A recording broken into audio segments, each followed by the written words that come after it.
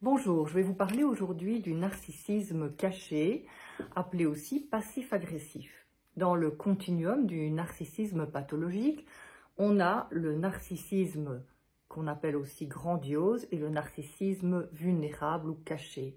Et à l'extrême de ce continuum, on a la perversion narcissique. Bien sûr, on a un narcissisme sain qui consiste à écouter ses émotions, à écouter ses besoins, à prendre en considération ses limites, justement pour ne pas être manipulé. Et c'est dans cette optique-là que la personne a un ego qui est au service de son cœur, prendre soin de soi et également prendre soin des besoins des autres dans un équilibre entre donner et recevoir. Par contre, le narcissisme pathologique est une attitude qui consiste à prendre sans donner. Et donc, le narcissisme caché, eh bien, il y a une intention de dominer, mais qui est sournoise, qui est cachée, et donc la personne veut réellement prendre le pouvoir sur l'autre, un pouvoir sans limite. Et cela peut être à travers ses relations, à travers son statut social, à travers sa recherche d'une beauté parfaite, etc. Et donc, ces intentions sont cachées derrière une apparence séductrice et aussi une apparence plaintive, une apparence qui consiste à amadouer l'autre pour obtenir ses faveurs. Il n'a pas confiance en lui, le narcissique caché a un sentiment d'infériorité, contrairement au narcissique grandiose qui a un sentiment de supériorité. Et à cause de ce sentiment d'infériorité, un individu au narcissisme caché, eh bien, il va chercher à amadouer, à séduire et à se plaindre dans le but finalement d'avoir une emprise sur l'autre, d'avoir de l'influence sur l'autre, et cela de façon constante. Et donc, l'apparence introvertie du sujet au narcissisme caché, eh bien, elle cache ce sentiment d'infériorité et elle a pour conséquence un retrait social, une attitude d'observateur, une attitude plutôt silencieuse, avec des remarques, bien sûr, à certains moments pour reprendre de l'influence sur l'autre, par exemple. Ça peut être l'humilier, ça peut être le dénigrer, le culpabiliser, avec des remarques ambiguës, des sarcasmes, des paroles floues qui sont pleines d'insinuations négatives. Et donc, il rumine constamment des pensées négatives sur lui-même à cause de ce sentiment d'infériorité. Dans l'autocritique constante, il se sent morose et il a par exemple la pensée « je n'ai pas de chance » ou bien « personne ne me reconnaît pour ce que je suis ». Sa pensée est plus ou moins rigide, en tout ou rien, et il ne tolère aucune critique, il est hypersensible à la critique, ce qui va se manifester à certains moments alors par des critiques à son tour, des critiques humiliantes.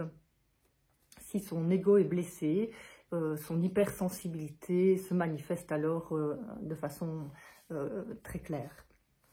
Donc il ne domine pas ouvertement, il manipule par la plainte, la culpabilisation, en attribuant à l'autre l'entière responsabilité de la relation et donc l'entière responsabilité de ses maux.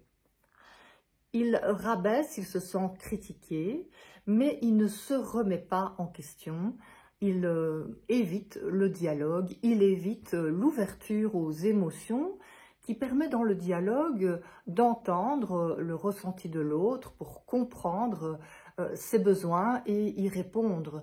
Il n'y a pas de dialogue possible puisqu'il n'y a pas chez lui de remise en question. Il fait sentir à l'autre qu'il n'est pas assez et que c'est à l'autre à faire davantage pour lui plaire. Par exemple, il va lui dire « tu n'es pas une artiste, tu ne crées rien » si la personne joue de la musique mais ne crée pas d'œuvre musicale à proprement parler. Son agressivité passive se traduit par un silence culpabilisant, l'oubli répété des rendez-vous, d'un événement qui est important pour l'autre. Il se traduit donc aussi, comme je l'ai dit tout à l'heure, par des comportements manipulateurs de type gaslighting, hein, donc essayer de faire douter l'autre de ses perceptions pour obtenir le pouvoir de façon indirecte. Donc les comportements peuvent être aussi inefficaces, non pas parce qu'il est inefficace, mais inefficaces pour saboter l'autre et ainsi, dans sa passivité agressive, faire sentir à l'autre qu'il n'est pas assez. Donc c'est saboter finalement indirectement le travail de l'autre. Il peut aussi avoir de fausses excuses. Il peut fuir la relation à travers une hyperactivité, qu'elle soit physique ou verbale, mentale. Et donc cette hyperactivité est un évitement du dialogue, un évitement d'une relation plus proche, plus intime avec l'autre. Il n'est pas avec l'autre pour sa personne, car il ne reconnaît pas la personne de l'autre, il ne reconnaît pas ses émotions, ses besoins, et il est plutôt dans l'exploitation de l'autre. Il remplit son vide intérieur avec la présence de l'autre. Il se réfugie dans le paraître, il se réfugie dans l'avoir pour ne pas ressentir ce sentiment de vide intérieur. Car il n'est pas connecté à ses émotions, à ses besoins, à ses rêves.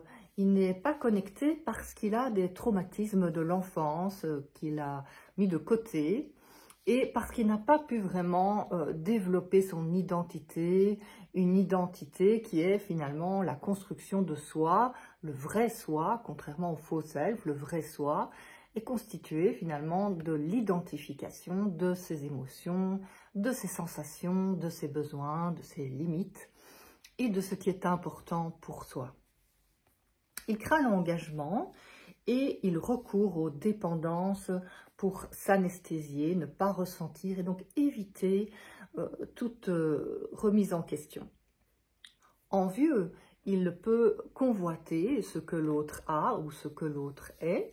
Par exemple, là, tout à l'heure, je parlais d'un partenaire qui est artiste. Il peut très bien convoiter sa créativité. S'il a un partenaire qui est très humain, il va convoiter ses capacités à être en lien, à être humain. Et donc, il peut exploiter par ses comportements manipulateurs et séducteurs de façon récurrente. Par contre, il est très dur, s'il est dans ce rapport interne dévalorisant avec lui-même, c'est qu'il est très dur. Il s'autocritique constamment, il n'est jamais assez, de la même manière qu'il dit à l'autre qu'il n'est jamais assez. Et donc, il n'a pas d'empathie pour lui-même, comme il n'a pas d'empathie pour l'autre. C'est ce sentiment d'infériorité qui est à l'origine de ça et qui lui fait éviter un conflit direct par peur d'être jugé. Il peut par contre être attentionné pour amadouer, séduire, mais c'est dans une optique finalement de satisfaire ses propres désirs car il est autocentré. Il reçoit affectivement, mais il n'arrive pas à donner puisqu'il est préoccupé par son ego, son sentiment d'insatisfaction chronique, ses besoins de reconnaissance frustrés qui n'arrivent pas à satisfaire. Donc tout cela cache une profonde insécurité et la peur d'être incapable, la peur d'être nul ou la peur de ne pas être aimé, la peur d'être seul. Cette insécurité s'enracine dans l'enfance, au contact d'un parent qui n'a pas eu d'empathie pour lui. Ce parent n'a pas pu se connecter à ses émotions, à ses besoins et les reconnaître. Au contraire, il a pu éprouver dans son enfance que son parent se fâchait s'il exprimait ses émotions et ses besoins. Il a donc dû adopter très jeune un faux self pour survivre à ce rejet, on va dire, du parent face à ses émotions et face à ses besoins. Et ce faux self est une suradaptation plutôt qu'une adaptation saine. C'est une suradaptation, donc l'enfant n'a pas pu être lui-même, être un enfant. Il a dû être prématurément un adulte et le parent avait ce maître mot « débrouille-toi ». Et donc c'est avec ce « débrouille-toi » que l'enfant a survécu. Il a appris à se débrouiller, à être indépendant, mais il n'a pas pu être autonome affectivement puisqu'il n'a pas reçu la satisfaction de ses besoins et il n'a pas été régulé dans ses émotions par son parent. Il a donc dû refouler ses émotions et se débrouiller seul. Il a appris à ne compter sur personne et finalement à manipuler pour obtenir ce qu'il voulait, être parfait, être sage en apparence, pour être reconnu et aimé. Il a ressenti de ce fait-là un sentiment profond de solitude et la croyance qu'on ne peut pas demander de l'aide, qu'on ne peut compter sur personne. Il n'a pas appris le langage des émotions, le langage des besoins, et il n'a pas appris à les reconnaître ou à les exprimer. Il a survécu en adoptant un comportement de lutte. Cette lutte est un comportement de survie puisqu'il est déclenché par le cerveau reptilien quand l'organisme se sent en danger, en insécurité et menacé. Et donc l'amygdale au niveau du cerveau envoie l'information au cerveau reptilien qu'il y a danger, plutôt que de mobiliser et d'entretenir le fonctionnement du préfrontal qui est lui plus la capacité à observer, à analyser, à réfléchir par soi-même, à prendre du recul. Et donc toutes ces capacités du préfrontal, il n'a pas pu vraiment les développer puisqu'il était constamment dans ce sentiment d'insécurité et de menace. Et donc ce sont les comportements du cerveau reptilien qui ont pris le dessus, la lutte par la critique, l'autocritique, le il faut, le je dois, pour essayer de se débrouiller, d'agir, d'être en hyperactivité et donc d'être reconnu. La contrainte, la to-do list constante, l'effort constant le domine avec le sentiment qu'il peut constamment être critiqué et donc la recherche de perfection pour ne pas être l'objet de reproches. Cette lutte entretient une agressivité constante, la sécrétion d'adrénaline et de cortisol dans le sang, et donc l'insécurité est constante également. Mais le sujet lutte contre cette insécurité par la lutte et également par la soumission, être l'enfant sage, l'enfant parfait, faire plaisir. Et donc c'est une attitude finalement qui vise à obtenir ce que l'on veut indirectement à travers cette soumission, mais qui est un comportement passif-agressif, puisque derrière ça, il y a la volonté de pouvoir, de domination, et donc c'est une façon indirecte de dominer que de chercher à être parfait dans ce cas. Il adopte aussi dans cette lutte pour survivre un comportement de donneur de leçons, et il dit à l'autre ce qui est bon pour lui, il dit à l'autre ce qu'il doit penser, ce qu'il doit faire. Et donc il adopte facilement un rôle de sauveur pour paraître parfait. Sauveur donc dans le sens où finalement il va dire à l'autre ce qu'il doit faire sans que l'autre ne lui ait rien demandé. Et donc c'est plus finalement pour essayer de se revaloriser, d'être aimé, et ce qu'il n'a pas pu obtenir dans son enfance. Sous cette apparence parfaite, contrairement à l'individu au narcissisme grandiose, il cherche donc la domination et cela c'est vraiment bien caché, alors que le narcissique grandiose c'est vraiment bien clair, bien explicite. Le narcissique grandiose domine avec sa violence verbale, une attitude castratrice et donc beaucoup d'agressivité. Il ne laisse pas la place à l'autre. Le narcissique grandiose, au contraire, est dans le sentiment de supériorité et donc il ne permet pas à l'autre de prendre le leadership à certains moments. C'est lui qui doit constamment dominer et donc écraser l'autre. Dans les deux cas, ces personnalités ont des difficultés à se remettre en question, à dialoguer, à être empathique, à être connectés à leur ressenti profond, à leurs besoins profonds et à être connectés aux émotions et aux besoins de l'autre.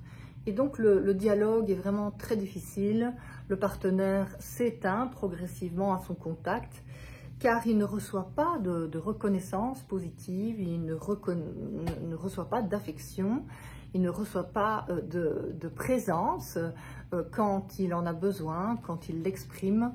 Au contraire, il a des critiques, des humiliations indirectes. Comment faire pour faire face à cette problématique? Eh bien, la nécessité d'une reconnexion à ses sensations est là pour arriver à retrouver qui on est vraiment, sortir de ce faux self et se reconnecter à la partie sincère, authentique et vulnérable du moi. Et donc, c'est possible à travers un travail sur le corps pour retrouver une relation bienveillante, douce, empathique avec son propre corps, avec l'enfant intérieur en soi, et donc pouvoir prendre soin de lui. Et donc, cette reconnexion au corps permet aussi de travailler sur les peurs profondes, la peur d'être incapable, la peur de ne pas être reconnu et aimé.